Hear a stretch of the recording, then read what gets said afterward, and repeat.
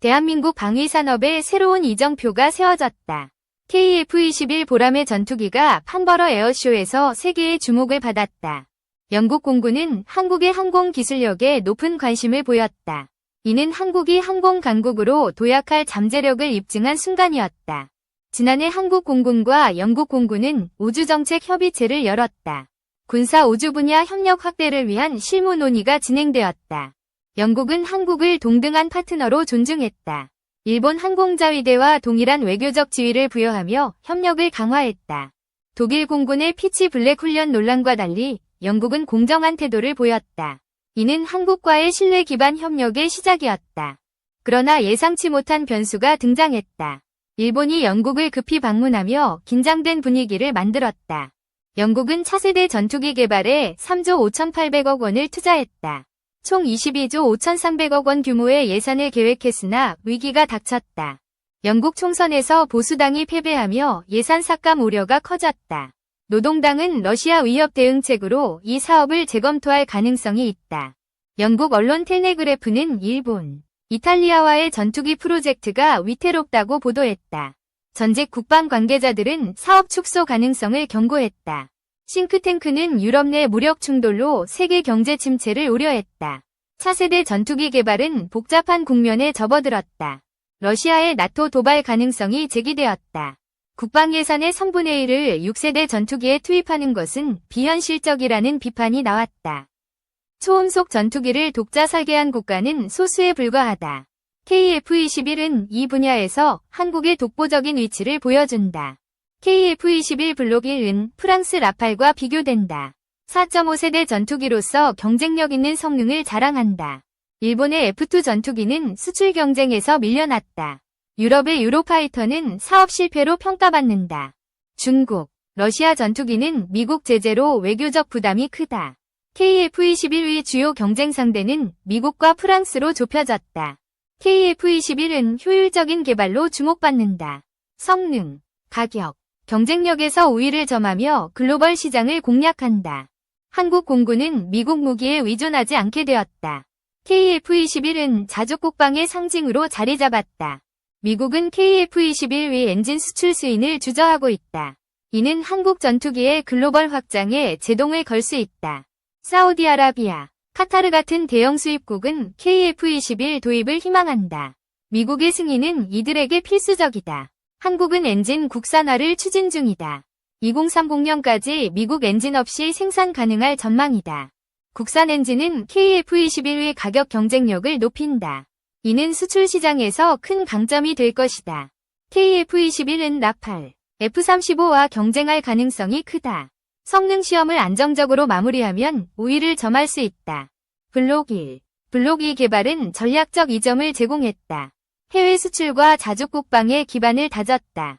과거 F-35 도입 시 록히드 마틴의 과도한 요구가 있었다.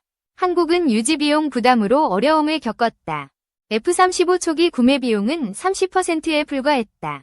유지보수 비용이 70%를 차지하며 경제적 부담이 컸다. 미국은 기술 유출 방지로 전투기 점검을 제한했다. 봉인 스티커 훼손 시 수리 지원을 거부했다. 일본은 영국의 프로젝트 이탈 가능성에 충격을 받았다. 일부 네티즌은 한국 전투기 도입을 제안했다. 한국 기술은 일본의 개발 시기를 10년 앞당길 수 있다. 일본 내에서 한국과의 협력 논의가 커지고 있다. 인도 방산 유튜버는 KF-21을 차세대 전투기 후보로 언급했다. F-35, 수호이 -57과 함께 검토 중이다. 인도는 K9 자주포 도입으로 한국 기술을 신뢰한다. KF-21 도입 가능성이 진지하게 논의되고 있다. 판버러 에어쇼에서 KF-21 모형이 공개되었다. 유럽 각국은 가격 대비 성능에 높은 관심을 보였다. 영국, 일본 전투기 프로젝트 중단 가능성이 제기되었다. 일본은 사우디아라비아를 대한협력국으로 검토한다. 사우디는 한국과 KF-21 공동 개발을 추진 중이다. 일본의 제안에는 관심이 적다. 사우디는 과거 일본의 반대로 프로젝트 참여가 좌절되었다. 이번에는 일본의 계획이 위기에 처했다. 사우디는 한국과 6세대 전투기 및 위성 개발을 논의한다. 패키지형 협상이 진행 중이다. KF-21SA는 사우디 맞춤형 사양으로 발전 가능성이 크다. 중형 위성 기술 이전도 협상 테이블에 올랐다. 한화 에어로스페이스는 판버러에서 첨단 엔진 모형을 공개했다. 이는 KF-21 블록 3에 탑재될 예정이다. 블록 3은 고성능 데이터 링크를 장착한다. 극초음속 미사일과 레이저 무기로 6세대 전투기로 진화한다. 새 엔진은 18,000파운드 추력을 목표로 개발 중이다. F414 엔진을 능가하는 성능을 기대한다. 2000도 내열 소재 개발은 2025년 완성을 목표한다. 이는 엔진 성능 향상의 핵심이다. 사우디와의 6세대 전투기 공동 연구가 진행된다. 차세대 네트워크와 군용 위성도 협력 대상이다. 사우디는 약 200기 위성 공급을 계획한다. 이는 전투기 사업의 추진력을 강화한다. 6세대 전투기 개발에는 22조 원이 소요된다. 많은 국가가 국제협력을 선택하는 이유다. 한국은 사우디, UAE의 수요를 분석했다. 중동과의 협력으로 개발을 가속화했다. KF-21 블록 3은 낮은 개발 비용으로 경쟁력을 갖춘다. 빠른 생산 인프라도 강점이다. 사우디의 자금 협력은 개발의 안정성을 높인다. 미국조차 예산 확보에 어려움을 겪는다. 한국은 인도네시아 협력의 교훈을 반영했다. 중동과의 안정적인 자금 조달로 성공 가능성을 높였다. 한국은 6세대 전투기 개발에서 선도적 위치를 확보했다. 가장 빠른 완성 가능성을 갖췄다. 영국은 한국과의 협력을 모색 중이다. 일본과 사우디도 한국 기술을 높이 평가한다. KF-21의 국산 부품 비율은 70%를 초과한다. 동력, 레이더, 전자전 시스템도 독자 개발했다. 생산 라인은 스마트 팩토리 시스템으로 효율화된다. 최대 400기 이상 양산이 가능하다. 해외 바이어의 구매 문의가 급증하고 있다. 추가 계약 성사 가능성이 높다.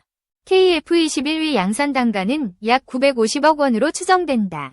F-35 대비 유지 비용은 절반 이하다. 80% 이상의 가동률을 유지한다.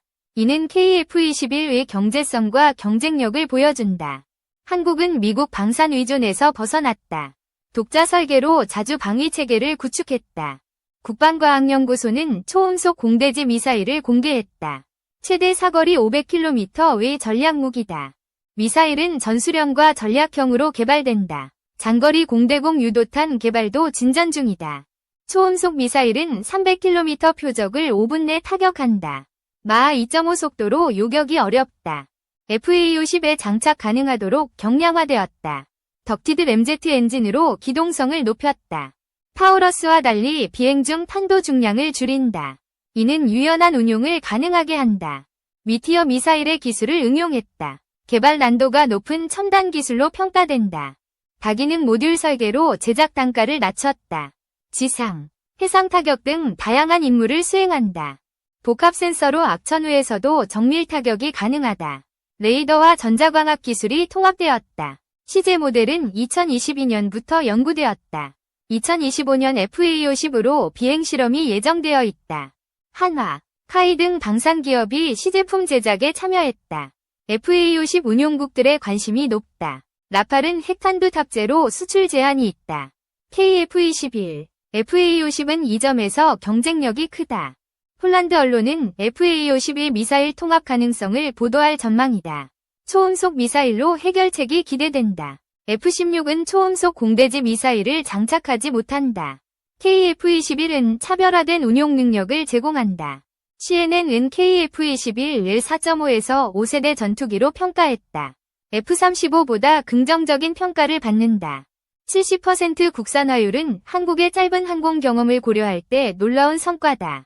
실전 배치가 임박했다. 미국의 과거 압력은 종식되었다. 한국은 독자 특허로 기술 자율권을 확보했다. 한화와 두산은 항공 엔진 개발에서 협력한다. 150조 원 글로벌 시장을 목표로 한다. 한화는 K9 수출에서 독일 제재를 극복했다. 전차 엔진 독자 개발로 자립성을 높였다. 항공 엔진은 GE 설계를 기반으로 개발된다. 두산의 가스터빈 기술이 속도를 가속화한다. 국산 엔진은 F414를 대체할 예정이다. 5세대 전투기용 제트 엔진 실증이 시작된다. 무인 전투기 플랫폼으로 테스트가 확대된다. 국산 추진체는 항공 전력을 강화한다. 공중급유 시험은 작전 효율을 높였다. 다양한 환경에서의 실전 능력이 입증되었다. 중국은 KF-21의 발전에 경계심을 보인다. 인민일보는 안보 위협 가능성을 언급했다. KF-21의 작전 반경은 중국 전역을 포함한다. 한국은 주요 군사 세력으로 부상했다. 푸틴은 러시아 핵전력 현대화를 선언했다. 100% 현대화는 서방에 대한 경고로 해석된다. 전문가는 이를 상징적 수사로 본다. 휴전 협상의 난항 가능성을 시사한다. KF-21은 한국 방위산업의 미래다. 글로벌 시장에서의 성공은 자주국방의 완성을 의미한다.